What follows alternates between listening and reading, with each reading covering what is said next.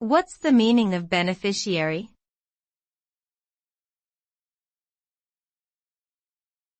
Beneficiary.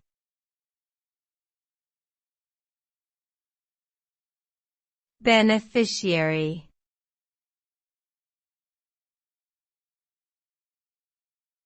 Beneficiary.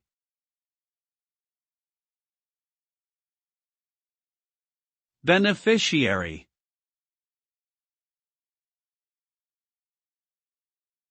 The term beneficiary refers to a person or entity that receives benefits or advantages from something, often a legal or financial arrangement. It can be used in a variety of contexts, including insurance policies, wills, trusts, and contracts.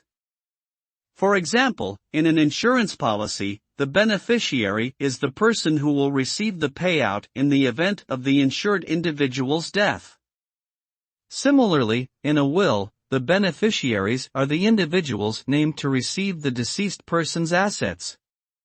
The term is also commonly used in international aid and humanitarian efforts, referring to the people or communities who benefit from the aid provided.